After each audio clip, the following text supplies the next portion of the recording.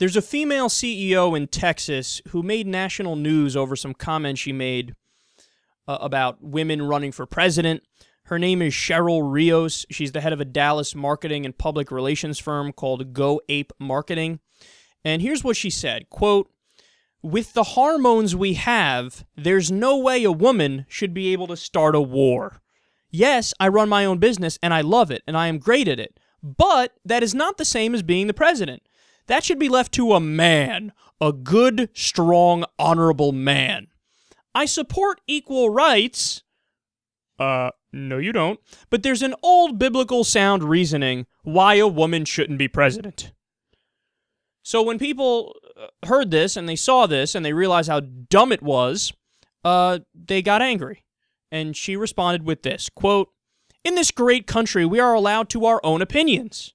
Mine may be something you don't agree with, and so be it. I am old-fashioned. I am a Christian and believe what I have said.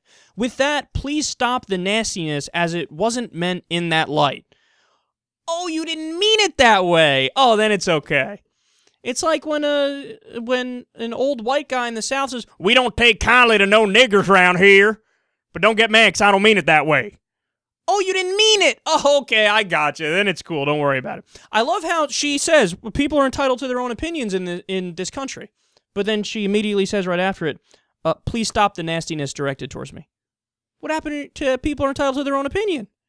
So you're entitled to be nasty and flat out offensive and wrong when you say something as stupid as no woman should be allowed to be president. You're allowed to say that, which I find offensive. But if somebody responds to you and you dislike it, you get to tell them, shut up, stop with the nastiness. I didn't mean it that way, so shut up.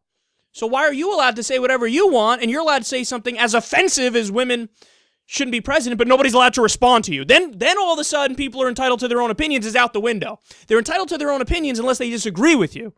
Then they have to just be quiet. I didn't mean it that way, so you can't criticize me. My ass, I can't criticize you. Watch me.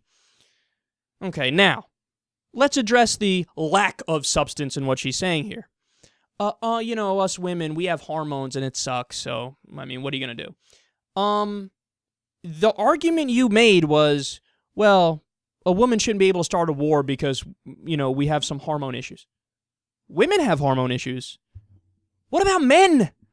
Yeah, we have an abundance of testosterone. Testosterone is chemically, scientifically linked to increase in aggression, increase in power and strength and assertiveness. Sometimes it leads to overconfidence. You ever heard of, people on steroids? They have an excess of testosterone and, it manifests itself in sometimes roid rage, as it's called, and they get really aggressive.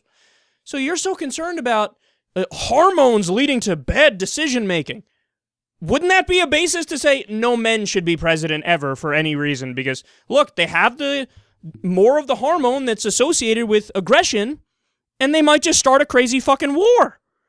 We live in a world where George W. Bush, the last president, just started a war with the country that didn't attack us. We're dead wrong. He was dead wrong. The administration was wrong about Saddam Hussein being part of 9/11 and responsible for 9/11. Then they just moved the goalpost to, well, he has weapons of mass destruction. That wasn't true either. Then they just said, well, he's a bad guy and we're already there, so fuck it.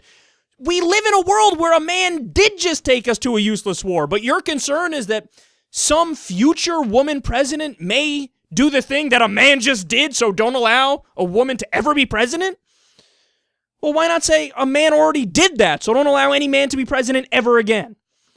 And also, why are we having these conversations in this broad way of like, all men, all women? Why are we not evaluating people as individuals based on their own policy proposals and ideas?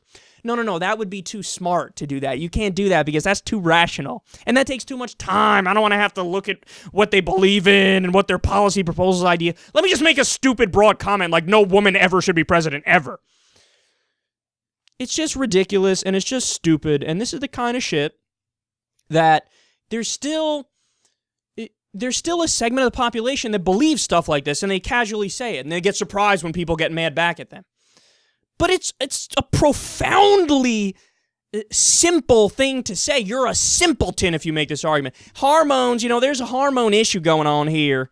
I don't want women. Okay, so what's the stereotype associated with women? Oh, well, they're more emotional and they're more contemplative and, they're more introverted in many ways.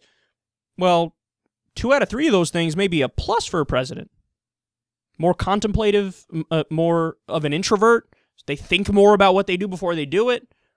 Isn't that more of a reason for a woman to be president? No, dismiss it, because we have hormones that might make us go to war. It's not like testosterone is the hormone that leads more to aggression. How good of a shape are we in right now in America? And we've never had a woman president. Have men have made no mistakes? We don't want to maybe switch it up and try something new? And again, like I said before, it's not even fair to make that comment because you have to evaluate individual candidates based on their own merit. Michelle Bachmann and Sarah Palin are very different people than Elizabeth Warren and Hillary Clinton. It just is the case. And don't hit me with this bullshit. I support equal rights. I just don't think any woman should ever be president ever. But then you don't support equal rights. The definition of equal rights would be, yeah, if a woman gets elected, yeah, treat them equally to if a man got elected. And then, by the way, as the article in Mediaite points out on this, they go, so you said this, you believe this because of the Bible. It's biblically sound. Can you just point us to the verse that says that?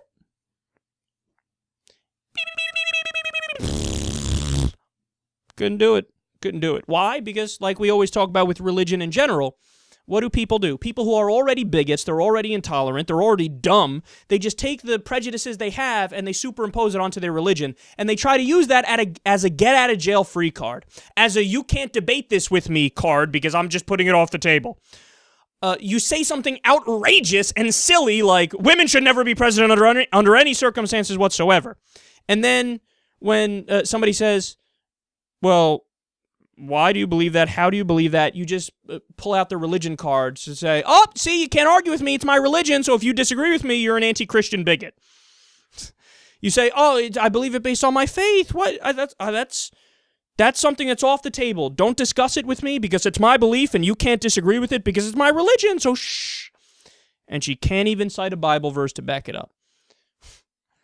Well, ironically, the bigots are not the people who are disagreeing with you and who are saying, I'm not sure that's right. You're the bigot. Yeah, you may be a woman, but you're not too fond of women. And just like we've discussed in the past, Alan West or Herman Cain, they may be black, but talk to black people. They're well aware. Those guys are not too fond of black people. So there's another term for this. It's called a sellout.